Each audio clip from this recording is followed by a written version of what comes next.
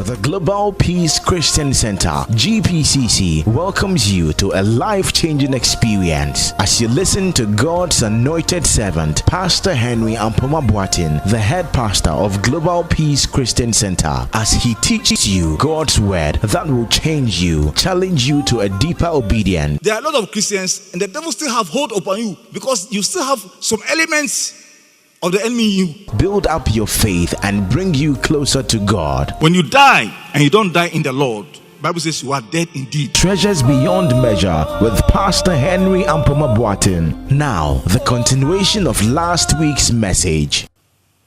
You understand? But he's waiting to get 500,000 before he starts. Who says we wait to get 500,000 before we start building?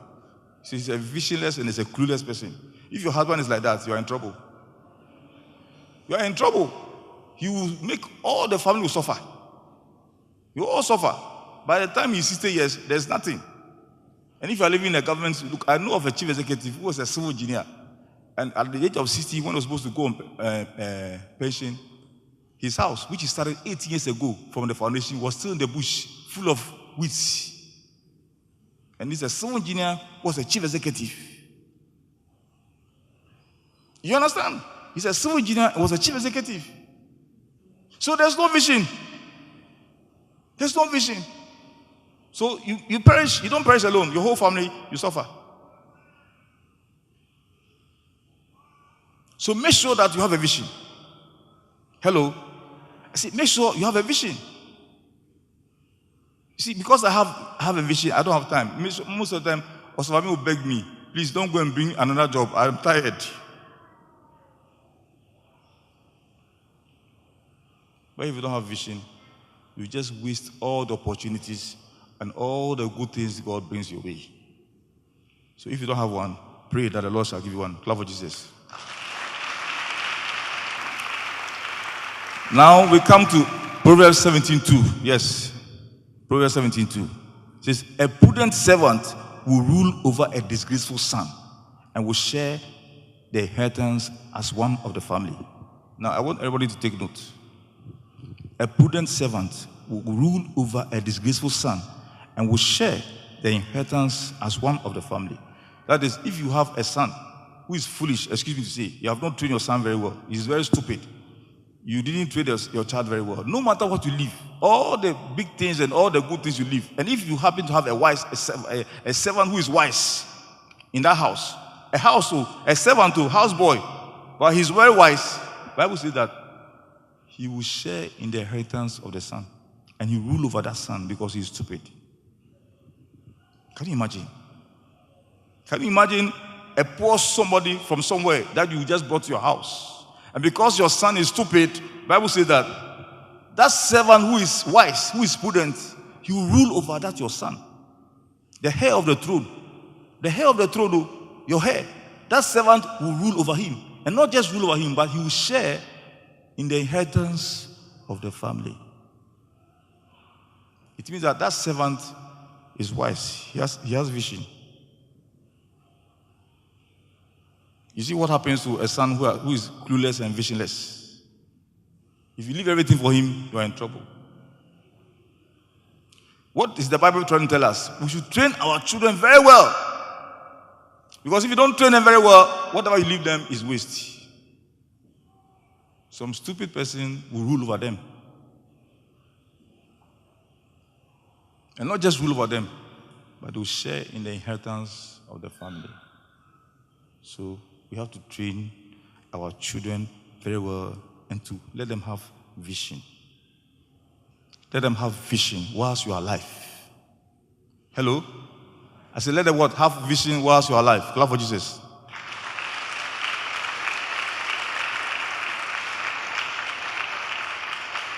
Listen to another interesting one in Proverbs 28, verse 22. Yes, it says, the stingy are eager to get rich and are unaware that poverty awaits them. The stingy are eager to get rich and are unaware that poverty awaits them. Let's listen carefully. The stingy are eager to get rich and are unaware that poverty awaits them. Now, most of the time, I tell my wife that I've learned from my fathers. I've learned a lot from my fathers. You know, so growing up, people thought that I was a small boy. But as little as I was watching my fathers, and I was watching my uncles, and I was watching their friends, and I was watching people who are older than me. I was watching their way of life, whether what they are doing is helping them or not. If it's not helping them, I have to avoid that path. You understand? If it's helping them, then I have to do that path. So you may think that I'm a little boy, but I'm watching you. That's the wise son. That's the wise son God is talking about. I tell my wife that I don't believe in saving a lot of liquid cash. Because one government can come one day and he will decide that from now onwards, every 10,000 Ghana cedi is just one cedi. You can't see anything. Every 10,000 Ghana cedi is one cedi. And he's coming with a gun. You can't see anything. So once I get the money, I have vision, I put it to use. So if I know I have to build this, I build it. You understand? So when you come and you say that every 10,000 should be one cedi, me, it is not the money I have the property. So the property will speak according to the time. So that you who were just keeping your money, they ask you, if your wife is asking you money, I don't have.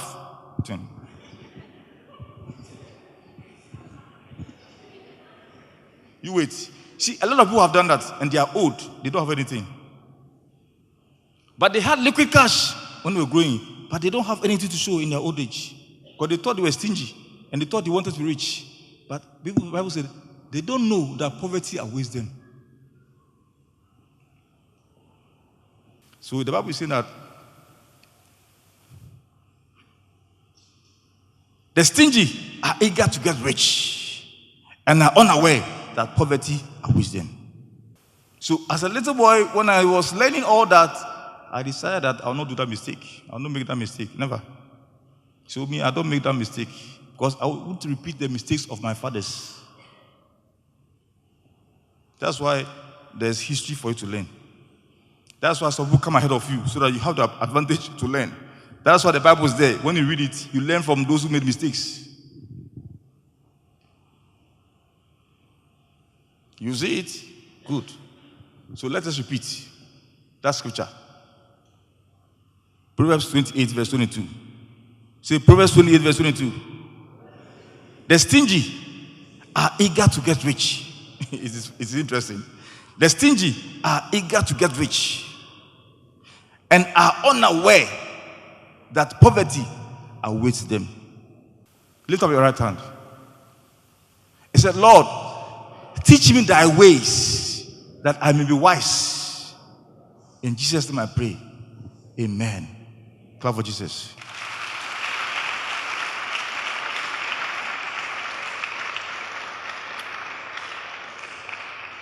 The next thing I want you to talk about is do what you want, do what you must do right. Say, do what you must do right. Do what you must do right. Let's look at Luke 17. New Testament, Luke chapter 17. We shall look at from verse 7 to 10. Luke chapter 17. From verse 7 to 10. Right. Now, this is Jesus speaking. Suppose one of you has a servant plowing or looking after the sheep. Will he say to the servant when he comes in from the field, come along now and sit down to eat? Won't he rather say, prepare my supper, get yourself ready, and wait on me while I eat and drink? After that, you may eat and drink. Will he thank the servant because he did what he was told to do? So you also, when you have done everything you were told to do, should say, we are unworthy servants. We have only done our duty. Now let me take it again. Suppose one of you has a servant plowing or looking after the sheep. Will he say to the servant when he comes in from the field, come along now and sit down to eat? Won't you rather say, prepare my supper, get yourself ready, and wait on me while I eat and drink? After that you may eat and drink. Will he thank the servant because he did what he was told to do? So you also, when you have done everything you were told to do, should say, we are unworthy servants. We have only done our duty. Now, this is what Jesus Christ is trying to say. Let's say you have a servant. He goes to work in the field and he comes back home. You tell him that, my friend, prepare my food and let me eat. When he comes, you don't say, oh, you have done well, thank you. No, prepare my food and let me eat. Wait for me. When you have eaten, then you can also go and eat. You see what Jesus is saying? Because he's saying that is his work. He's a servant. So that's his work. He must be thankful for doing his work. I mean, that is his duty. So what he must do it. So you don't have to thank him for doing that work. After all, that is his duty. So what Jesus is saying that if you are able to do what you must do, there's nothing wrong with that. That's what you are supposed to do. So what he's trying to say that those who had the opportunity and they didn't take it, what do you want God to tell them? God is saying that those of us who took our opportunity and did what we're supposed to do, we shouldn't think that he will say, oh, you have done well. No, that's what you're supposed to do. So let's say those who didn't take the opportunity, what would they say? That's why I say they will wear and gnash their teeth. That's what the Bible says. Those people, they'll be gnashing their teeth. So God is trying to say, tomorrow, I shouldn't say that I have done well. I founded the church. I did this. No. That's your duty. That's all. That's your duty. So suppose all the opportunity that I had, I was not able to do it. Then what would God say? Even when I have done it, he says that there's no need for him to thank me. Listen to the Bible. Even when I have done the right thing, he's saying that there's no need for him to thank me. Just, are you getting what the Bible says? Even when I've done what is right, he says there's no need for him to thank me because that is what I'm supposed to do. So can you imagine those who couldn't do their own? What would he say to them? He says, to those ones, even the little ones you have, we shall take it and give to those who are wise. That's what the Bible says. Those people, the little that they have, they will take from them and give to the rich.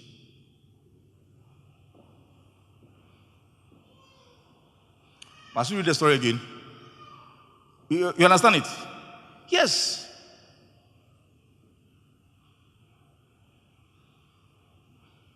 So after you have utilized whatever resources God has brought your way, you wouldn't say, Alex, you have done well. That's your duty. You have done what you are supposed to do. So that if you didn't do it, or if you couldn't do it, you have harmed your wife, you have harmed your children, you have harmed your grandchildren. Because perhaps you came as a John the Baptist. That is, you came ahead of them to prepare the way for them. So as you couldn't prepare the way for them, can you imagine that John the Baptist came and couldn't prepare the way for Jesus Christ? Can you imagine that? And even when John had done his work, when Jesus Christ, he said, go and ask him whether he's the Messiah. So go and tell John, what's he expecting? The blind can see, the deaf can hear, the lame is walking, the cripple is walking, the dead is coming back to life. Then John understood that it is time for him to go. Because he came to prepare the way for him. So Jesus will not go and shake his hand and say, John, come, you have done well. Will he do that? That is his duty. So if you do your duty as a husband, you have not done anything above what? You have not done anything. It's your duty. If you do your duty, you perform your duty as a wife, you have not done anything special. That's your duty. But the problem is when you couldn't do it, when you have not done it, that's where the problem is. Master, what I say? So that's what the Bible is saying. When you have done your work well, you don't deserve any praise. Because God gave you the opportunity and you have done it, period. Because everybody has an opportunity. Everybody has an opportunity. Even the laborer has an opportunity. The cleaner has an opportunity. So you sit down and say, God has not given me anything. God has not given me anything. He said he gave at 1, 5. And he had what? 10. He gave 1, 2. He had 4. He gave 1, 1. He went to bury his own. When he came, he said, take it from him and give it to the one who had 10. So understand from today that when you have done what is right, when you have done what you deserve to do, what you have to do, you don't require any praise. It's your duty. Because when you don't do it, you bring a very big problem. So let everybody sit up. That's why you have to what? Watch and what? Pray, lest you fall into temptation. And you don't want to fall into temptation, you have to what? Watch and what? Pray. Clap for Jesus.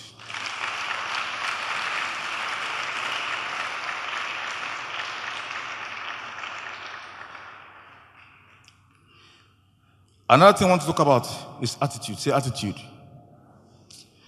You see, my security men, apart from paying them every month, I must give them money at least every day or every week. I just like to give them money. You know why? You see, I have some attitude. It's a good one. I give them that money because I think that they should use that one maybe for their transportation to do so that they can use their money salary for something. So if you are wise, you can stay in my house and the money salary, you may not even use it. So I expect you to use it wisely. All right. Now, there's one. The other one, when I give to Jeff, you say, thank you, sir. The other one, he will say thank you, but he will also add Nyamisha, which is better than just thank you. No, so. But he has a bad attitude. And you know the bad attitude I'm talking about?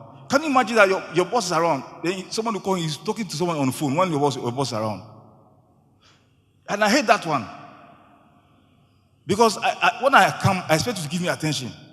So you are just talking to, you have to cut it and give me attention. You see, so because of that, sometimes I can give this one 30 and I'll give him 20.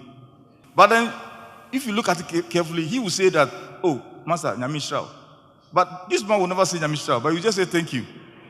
But because of the bad attitude, I don't give him like I give this man. You see it? So you being a Christian doesn't matter. You being a Christian, it doesn't matter to God. What matters is your attitude. It's your attitude. Because I'm a pastor. So if you say Nyamisha, that one must be, motivate me to give you more. But I don't like that attitude where I'm around and you are talking to somebody, you don't know that your pastor is around. So cut it and give him attention. But I remember the story of the rich man and the poor man at the gate. When the rich man, the Lazarus was outside, and the rich man didn't give anything. And Bible says one day both of them died. Okay?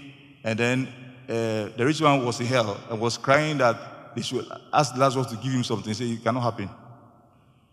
So it's just because of that, that's why I give him. Otherwise, I can remember come out in because of that bad attitude.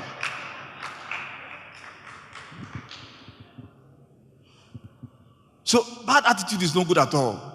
Suppose you have two brothers, and every Saturday, let's say when the two of them are going to wash, one will come, oh, senior brother, please, do you have anything to wash? Let me help you. And the other one, if you want to, oh, me, I can't wash for you. When you go out, the two of them, which one of them will you be thinking to help or to bless?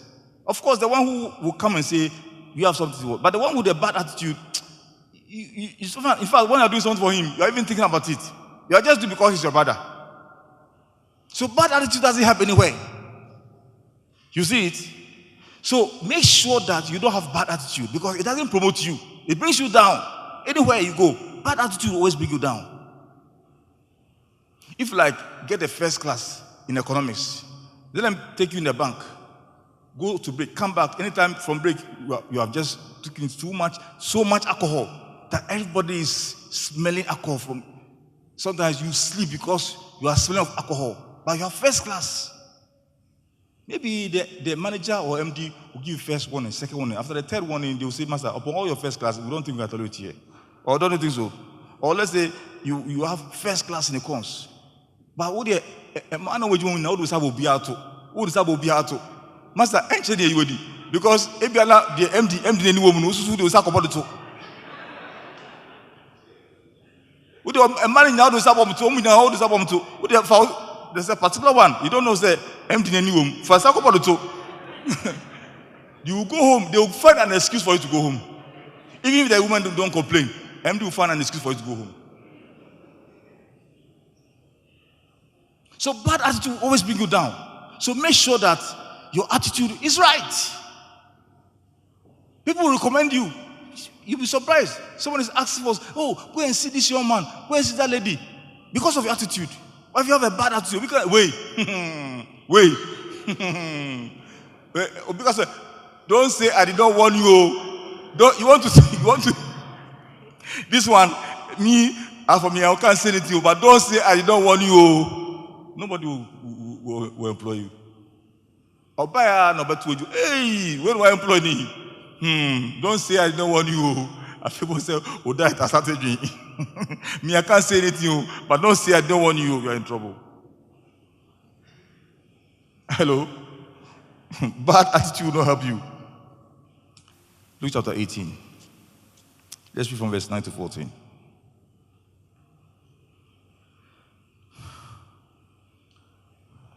This is what Jesus is saying. The parable of the Pharisee and the tax collector.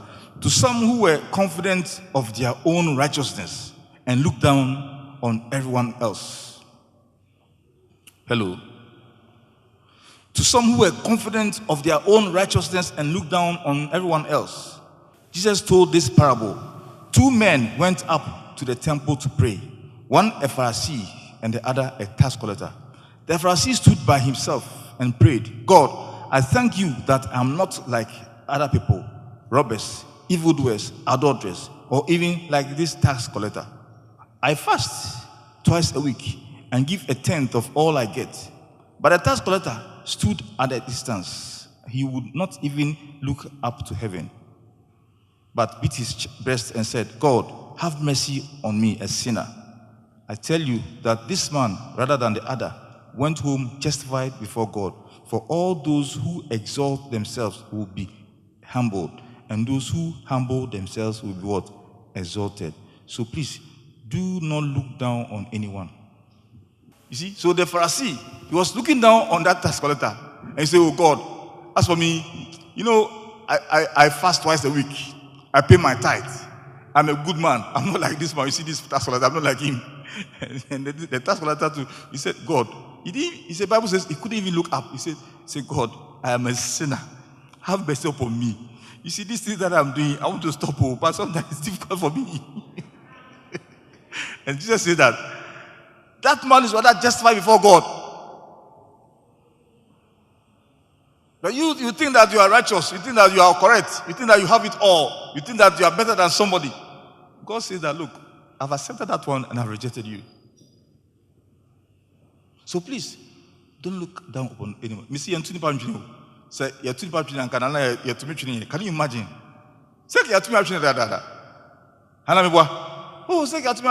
But you know, whoever thought that I would become like this, and whoever thought that I'll hold a microphone? Because you see, I was born out of wedlock in the first place. So you say that I'm like Ishmael.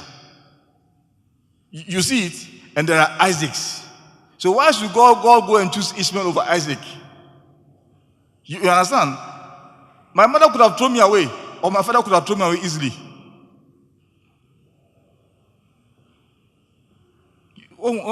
So you cannot look down on anybody, because you don't know tomorrow, and you don't know God's plans. Don't be like the tax collector. And make sure that your attitude is also what? Right before God. And if your attitude is right before God, God himself what? Will promote you. God himself what? Let you up. Clap for Jesus. Clap for Jesus.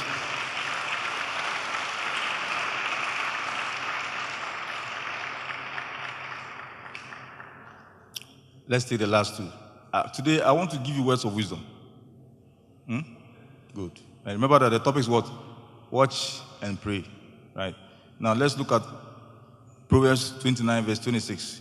Many crave and seek the ruler's favor, but the wise man waits for justice from the Lord. Many crave and seek the ruler's favor, but the wise man waits for justice from the Lord. That is the Amplified. And the NIV says, many seek an audience with the ruler, but it is from the Lord that one gets justice. I like the NIV. It says what? Many seek an audience with a ruler, but it is from the Lord that one gets justice. Many seek an audience with a ruler, but it is from the Lord that one gets justice. So that's what the Bible says in James 1:17. Every good and perfect gift comes from above. Because blessing comes from the Lord. That's why John the Baptist is saying that a man can never receive anything unless it has been released unto him from above.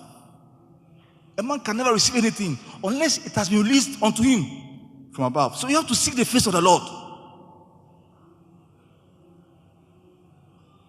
Clap for Jesus.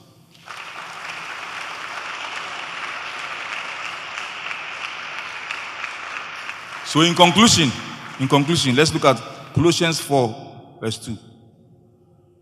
Colossians 4, verse 2. Devote yourselves to prayer, being watchful and thankful. Devote yourselves to prayer, being watchful and thankful. See, that's why I don't understand when some churches, from morning to evening, people they hold people and they're praying from morning to evening. So I don't understand what is that, what do you mean of that? From morning to even God will not do that. Jesus will not do that. What is the meaning of that? Because there's prayer and there's watching. So the prayer alone, because God has said you. What about the watching part? You want God to come and watch for you, or want Him to do for you? No. So He says what? Repeat it. Devote yourselves to what? Prayer, being watchful and thankful. Compare that one to the first one. To the watch and pray. Compare that one to Matthew 26, verse 41. This is what? Watch and pray so that you what? Not fall into temptation. The spirit is willing, but the flesh is weak. Watch and pray so that you will not fall into temptation. This one says, devote yourselves to prayer, being watchful and thankful. Devote yourselves to prayer, being what? Or is it the watchful that you don't understand? That is it.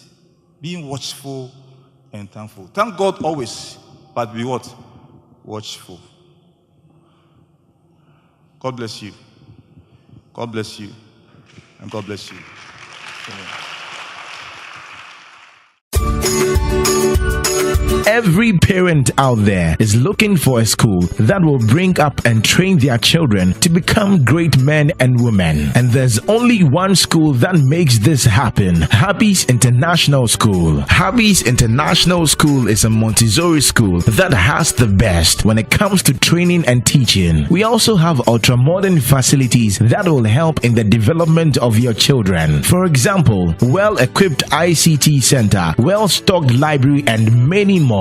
We are enrolling children from creche to JHS. At Habby's International, we don't only care about the academic development of your children, but also their moral development and upbringing in a Christian-oriented environment. Locate Habby's International School at Ablo Ajay, adjacent Global Peace Christian Center, South Abokobi, Accra. Call us now and enroll your children on 0243 162 126 or 0208 180 188. Habby's International School. Knowledge, integrity, and excellence.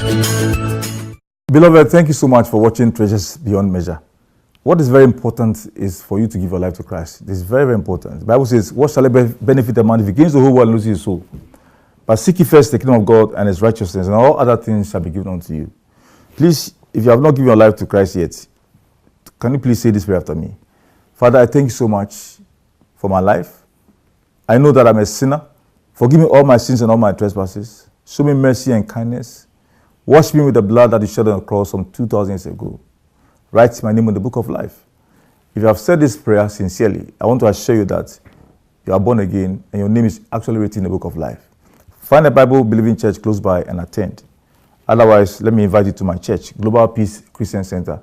This and every Sunday from 8:30 in the morning to 11:30 a.m. And on Wednesdays, we have Bible teaching from 6:30 p.m. to 8:30 p.m. On Fridays, prayer meetings from 6:30 p.m. to 8:30 p.m. And on Saturday mornings, wonderful healing and deliverance service from 8:30 in the morning to latest by 10:30, we are closed. Peace, shalom. This is Pastor Henry AMPOMAH-BOATENG saying goodbye.